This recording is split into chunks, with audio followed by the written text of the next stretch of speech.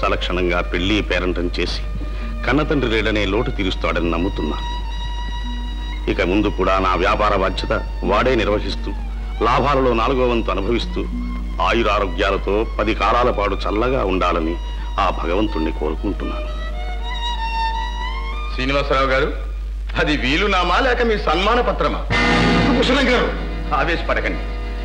Lawyer గారు, ఇంకో 4 రోజుల్లో మా బావ చనిపోతారనగా మాకిచ్చి వెళ్ళిన వీలునామా. శ్రీనివాసరావు గారు, చదవమంటారా? చదవండి. నా ఏకైక వారసురాలు నా కూతురు అరుణే అయినా ఆమె యోగక్షేమాలు చూడవలసిన బాధ్యత నా తోబుట్టువు కస్తూరి, నా బావగారు నాగభూషణం గారి మీద ఉన్నందువల్ల వారికి నా ఆస్తిలో 3వ వంతు చెందవలసినదిగా ఏర్పాటు చేస్తున్నాను. అరుణ రాంబాబును వివాహమాడితే ఆమె అయిన వాళ్ళ దగ్గర ఉందనే తృప్తి కూడా లభిస్తుందని ఆశిస్తున్నాను. కస్తూరి, పోతూ పోతూ మీ అన్నయ్య ఎంత బరువు నా మీద పెట్టి వెళ్ళిపోయాడే. నాగభూషణం గారు, అయిన వాళ్ళు మీరు. ఆయన ఆస్తంతా అనుభవించిన అడ్డుపడే వాళ్ళు ఎవ్వళ్ళు లేరు. కానీ అరుణ జీవితాన్ని ఆస్తితో ముడిపెట్టి ఇంత నాటకం ఆడవలసిన అవసరం ఏమొచ్చింది? నాటకం ఆడింది నేను కాదు. దొంగ విల్లు సృష్టించి ఆయన ఆస్తంతా కాజేయాలనుకుంది నువ్వు. స్వామి ద్రోహం చెయ్యాలనుకుంది నువ్వు. నువ్వు శ్రీధర్కి ఏవైనా కావచ్చు, మళ్ళీ ఇటువంటి కోతలు కూశావు ఇప్పుడే ఇక్కడే నరికి పాటేస్తాను. జాగ్రత్త. ఎందుకు? నీ నిజ స్వరూపం బయట పెట్టాననే. శ్రీధర్ గారికి మీరు ఆప్తులు, ఆత్మీయులు. నాగభూషణం గారు అయిన వారు ఇంటర్వ్యూడు. ఆ వీళ్ళమ్మ ఎవరి దగ్గరైనా ఉండొచ్చును. అందులో ఏది నిజం మేము నమ్మేది? ఎవరు నమ్మినా నమ్మకపోయినా ఇది శ్రీధర్ రాసిన విల్లు. ఈ ఆస్తుల మీద నాకు ఆశ లేదు, అధికారం మీద వ్యామోహం లేదు. కానీ అరుణ మాత్రం రాంబాబును పెళ్లి చేసుకోవటానికి వీల్లేదు. శ్రీనివాసరావు గారు, మీరు అలా వెళ్ళిపోతే ఎలా?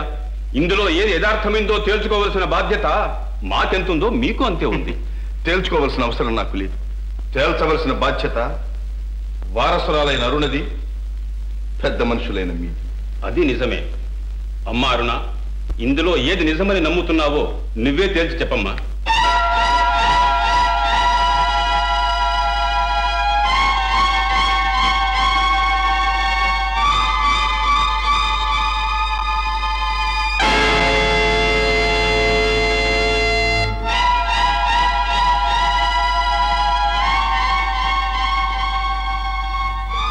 నిర్భయంగా చెప్పమ్మా.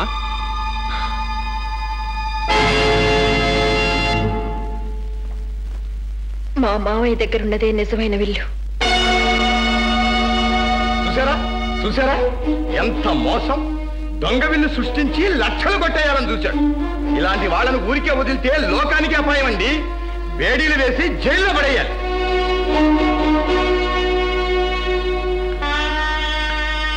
అరుణ, పసిపాపను బొడ్లోకి తీసుకున్నప్పుడు కాళ్లతో తన్నిందని కన్న తండ్రి కోపగించుకోవడమ్మా, అది అవమానంగా భావించడు తల్లి. ఇప్పుడు నాకు జరిగింది అంతే. వీళ్ళందరి దృష్టిలో నేను మోసగాడిని, స్వామి ద్రోహిని. అయినా సరే నిన్ను పెంచిన మమకారాన్ని వీళ్ళెవ్వళ్ళు మాపలేరు. నీకు అన్యాయం తలపెట్టిన వాళ్ళెవ్వరూ ప్రాణాలతో తిరిగి పోలేరమ్మా, ప్రాణాలతో తిరిగి పోలేరు.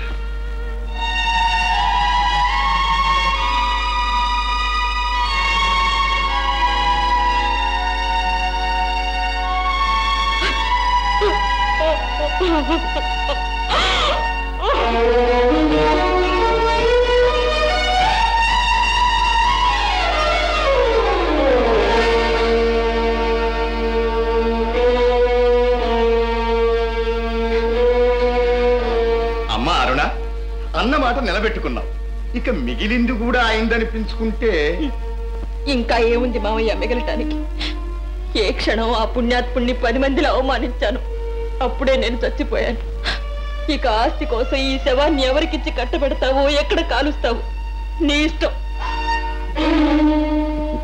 లలిత లలిత, అరుణ నువ్వు సరిగా అర్థం చేసుకోలేకపోతున్నావు. ఆ బిడ్డ ఎన్నడూ ఆ పని చేయలేదు కూడా. ఎందుకండి మిమ్మల్ని మీరే మోసం చేసుకుంటారు? అరుణ ఏనాడో మారిపోయింది, ఇంకా మారింది మీరే. లలిత, ఎవరు మారినా నేను మారు. శ్రీధర్కి నాకు ఉన్న అనుబంధం ఎన్నడూ మర్చిపోలేదు. కానీ అరుణ అన్ని మర్చిపోయింది. కడుపు కోతతో కుమిలిపోతున్నా ఇంకా తన పాపని మన పాపగా పెంచుతున్నామన్న సంగతే మర్చిపోయింది. ఇప్పుడు ఆమెకు కావలసింది తను, తన వాళ్ళు, తన సుఖం. లలిత, అరుణను గురించి అదే నీ అభిప్రాయం అయితే నీ మనస్సు నేను మార్చలేను. నా మనసు కూడా నువ్వు మార్చడానికి ఎత్తించకు. అయితే తీసుకోండి. నా భర్తను అవమానించిన విశ్వాసఘాతకురాలి పాపకు నా పాలిచ్చి పెంచలేను. తీసుకెళ్ళి ఆమెకి ఇచ్చేసేది. లలిత, ఈ పాప నీకు భారమైన నాడు నేను నీకు దూరంగా కదా. నేను బ్రతికి ఉన్నంతకాలం నా భార్యగా నా బాధ్యతలు, బాధలు నువ్వు పంచుకోవాల్సింది. అంత మాట ఎలా అనగలిగారండి? కట్టుకున్న భార్య మీకు కానిదైందా? కసిరి కొట్టే వాళ్ళందరూ మీకు కావాల్సిన వాళ్ళయ్యారా? ఎందుకండి ఈ కృతజ్ఞత లేని బాధ్యతలు? ఎవరి కృతజ్ఞత కోసమో నేను ఈ పని చేయటం లేదు. ఇది శ్రీధర్ నాకు అప్పగించి వెళ్ళిన బాధ్యత. ఇది నా కర్తవ్యం. అరుణ నా చేతుల్లో పెరిగిన బిడ్డ, తల్లి తండ్రి లేని ఏకాకి. ఏ అసహాయ స్థితిలో ఆమె ఈ విధంగా ప్రవర్తించిందో తెలుసుకోవాలి. ఆ దుష్ట శక్తుల బారి నుంచి ఆమెను రక్షించాలి. అంతవరకు ఎన్ని బాధలైనా భరించాలి. ఇంతకు ఏమిట్రా నువ్వు అనేది? నాన్న, ఇద్దరూ ఇష్టపడి చేసుకుంటేనే అది పెళ్లి, లేకపోతే పెటాకులే. అందులో అరుణ్కి ఈ పెళ్లి అంటే అసలు ఇష్టం లేదు. నేను చచ్చినా సరే పెళ్లి చేసుకోను. శుభ్రం పలకరా సొంఠ అంటే ఏమిటి వెధవ కూతలు నువ్వు? ఏమైనా సరే ఈ పెళ్లి జరిగి తీరాలి, జరిగి తీరుతుంది. ఎలా జరుగుతుందమ్మా? ఆ మూలనేమో పెళ్లి కూతురు ఏడుపులు, అది చూసి పెళ్లి కొడుకు ఏడుపులు. ఏంటమ్మా? ఎవరు ఏడ్చి పెడబొబ్బలు పెట్టినా సరే ఎల్లుండి ఉదయం 6:20 దాని మెళ్ళలో తాళి, నీ మెడ మీద కాడి, తర్వాత నా పాడే. నాన్న, నా కడుపున చెడబుట్టావురా. భూషాయ్, భూషాయ్. ఎవరు? నేను రా భూషిగా. గుర్తుపట్ల ఏమిట్రా చూస్తావు? అబ్బా, శ్రీనివాస, శ్రీనివాస. నేను రా, నీ బాబాయిని రా. బాబాయా? ఉన్న ఇద్దరులో ఒకడు ఈ మధ్యనే చచ్చిపోయాడు, ఇంకోడు చిన్నప్పుడే దేశాలు పట్టుకుపోయాడు. ఓరి పిచ్చి భూషిగా, వాడేరా వీడు. నువ్వా బాబాయ్? నేను ఆనవాలే పట్టలేకపోయాను. శ్రీనివాస, శ్రీనివాస, చిన్నప్పటి నుంచి నువ్వు సీంబోతులాగా అలాగే ఉన్నావు కాబట్టి చూడగానే గుర్తుపట్టగలిగాను. అరే భూషిగా, ఇలా ఇలారా. నువ్వు ఇంత వెధవిగా ఉన్నప్పుడు, అరే నీ గుర్తుందో లేదో, ఇంత వెధవిగా ఉన్నప్పుడు ఒళ్ళో వేసుకుని ఆ బుగ్గలున్నాయి చూసావు, బొమ్మిడాయిలా ఉన్నాయి. అవి పట్టుకుని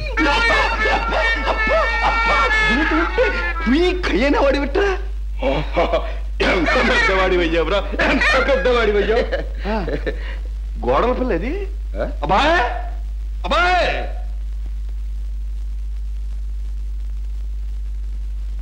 ఒరే భూషిగా, అబ్బాయికి మరి సగం చెప్పరా. మా బాబాయే చిన్నప్పుడే ఇల్లుకి పారిపోయాడు అనుకునే వాళ్ళం. మా బాలకోడి బాబాయ్.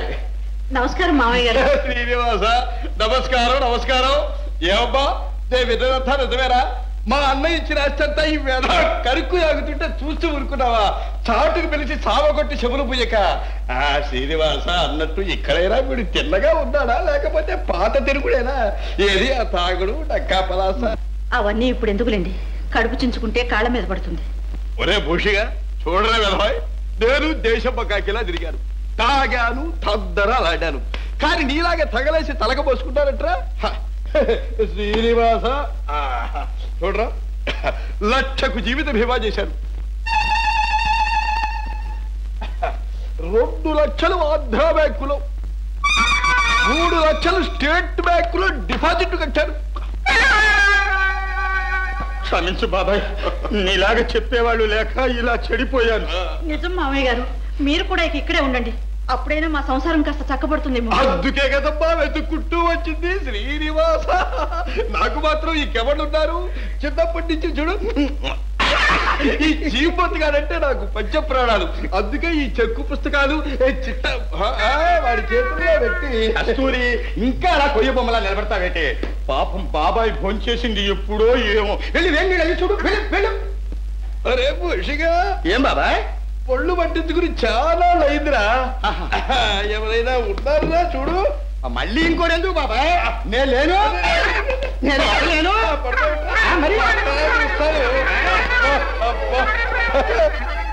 శ్రీనివాస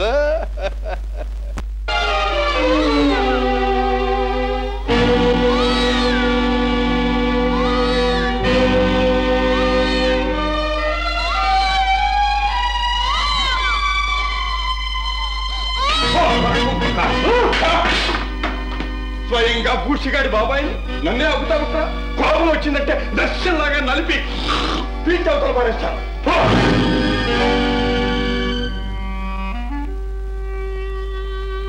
అబ్బాయ్ మీరు కూడా నా మీద కాపలా